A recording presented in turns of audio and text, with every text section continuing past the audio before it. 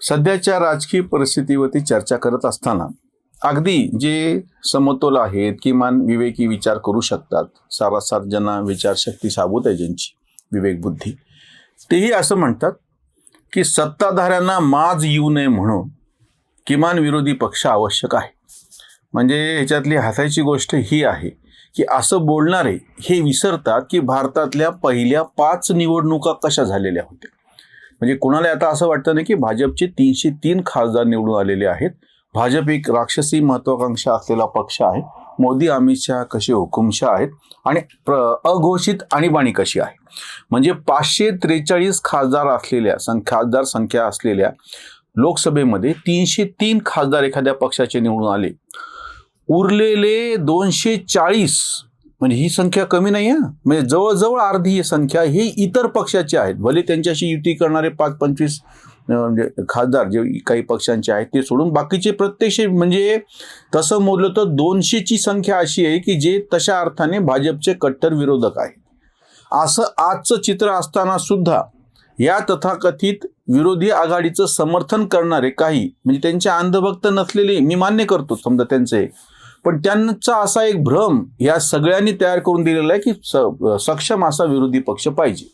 नसता लोकशाही मरणार किंवा लोकशाही मेलेली आहे, अघोषित आणीबाणी आहे, मोदी अमित शहाची हुकुमशाही असं आपण ऐकतो. आणि गेले 10 वर्षांमध्ये हे नॅरेशन सेट केलं गेलेले, जेव्हा की भाजपला 282 आणि आता 303 एकूण 2019 मध्ये इतक्या जागा मिळालेल्या.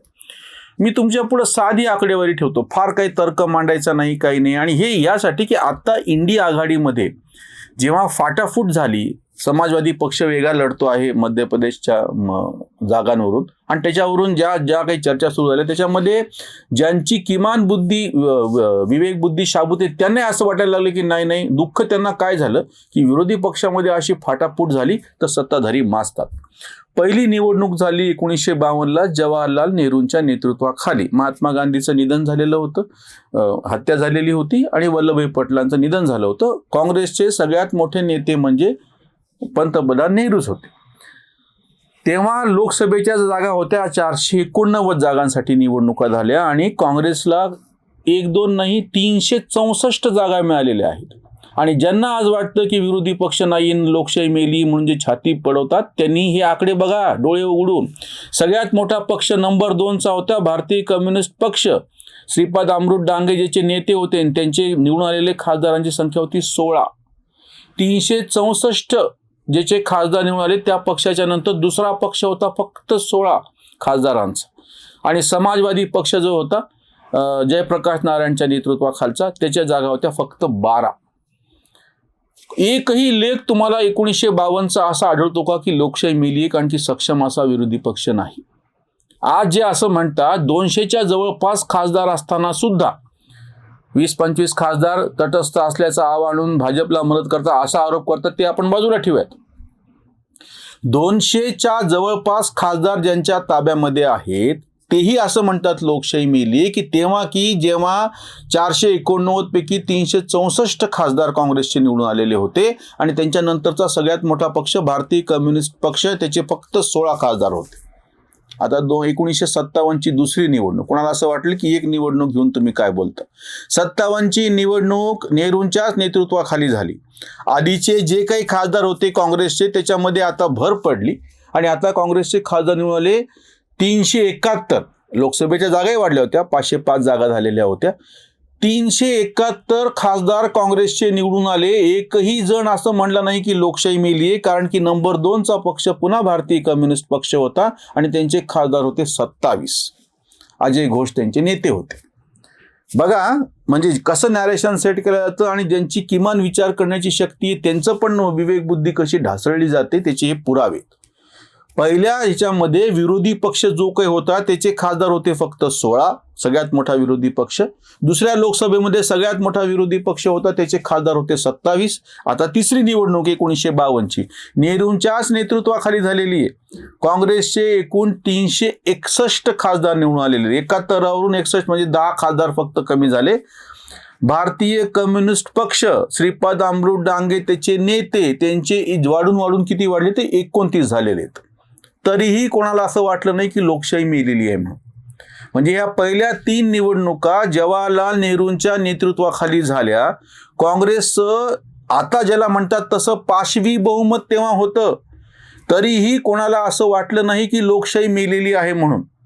आज जे 282 जागा आणि 303 जागा भाजपला मिळाल्याच्या नंतर लगे आरडाओरडा सुरू करतात. 10 वर्षाची त्यांची राजवट आहे. नेहरूंची जवळपास ही बघा सलग 3 निवडणुका.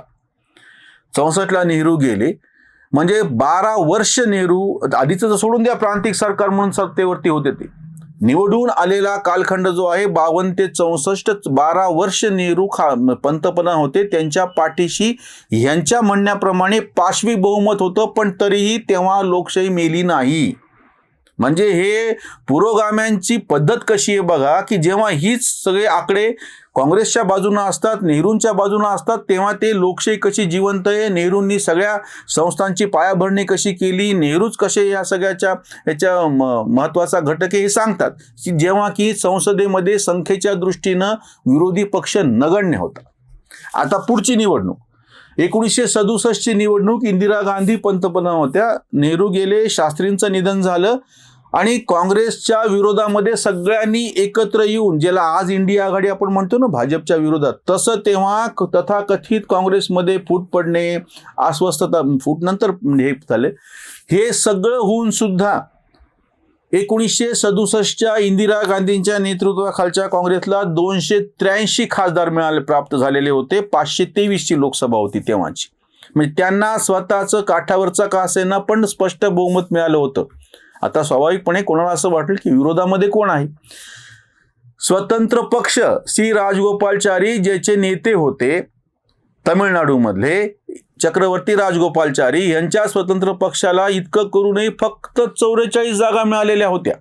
आज ज्याला खऱ्या अर्थाने राईट विंगर म्हणता येईल असा तो पक्ष होता. नंतर दुर्दैवाने तसा पक्ष झाला नाही. इतकं म्हणजे जे 67 साली सुद्धा विरोधी पक्ष म्हणजे सत्ताधाऱ्यांना बहुमत जेमतेम होतं काठावरचंच इंदिरा गांधींना. स्वतंत्र पक्षाला तेव्हा 44 जागा मिळाल्या होत्या. सी राजगोपालचारी त्यांचे नेते होते. त्याच्यानंतरचा 2 नंबरचा पक्ष आता जनसंघ झालेला होता. कम्युनिस्ट मागं पडले. जनसंघाला तेव्हा 35 जागा मिळालेल्या होत्या आणि दीनदयाल उपाध्याय त्यांचे नेते होते, जे आज 2 वरून इतके कसे गेले म्हणणारे हे विसरतात की भारतीय जनसंघाची लक्षणीय संख्या 35 खासदार इतकी तेव्हा होती. 1967 सालची गोष्ट आहे. डाव्यांमध्ये फूट पडलेली होती. त्याच्यामध्ये CPI म्हणजे ज्याचे नेते श्रीपाद अमृत डांगे, त्यांना 23 जागा मिळालेल्या होत्या. आणि दुसरा नवीन फुटलेला पक्ष CPIM मार्क्सवादी कम्युनिस्ट पक्ष, पहिला भारतीय कम्युनिस्ट पक्ष आणि भारतीय कम्युनिस्ट पक्ष मार्क्सवादी, त्याचे नेते होते सुंदरय्या, P सुंदरय्या. हैदराबादला जे कोणी गेले असतील तर त्या ठिकाणी त्या बरकतपुऱ्याच्या जवळ सुंदरय्या विज्ञान भवन आहे, त्यांच्या स्मृतिप्रित्यर्थ उभारल्या गेलेला आहे. हे कम्युनिस्ट नेते.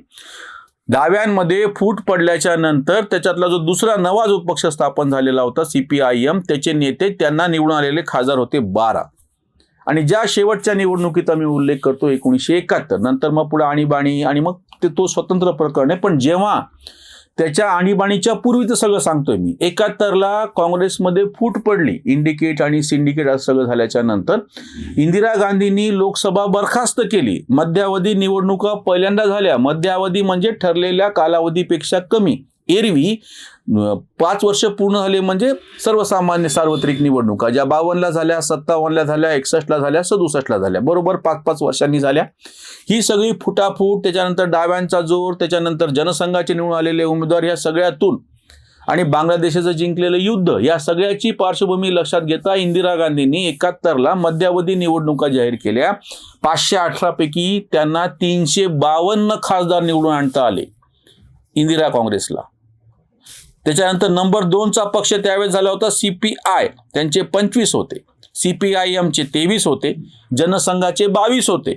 आणि K कामराज म्हणजे काँग्रेसमधला जो दुसरा गट होता, ज्याला सिंडिकेट म्हणतात, त्यांचे फक्त 16 खासदार निवडून आलेले होते. ही पहिल्या 5 लोकसभा निवडणुकींची आकडेवारी.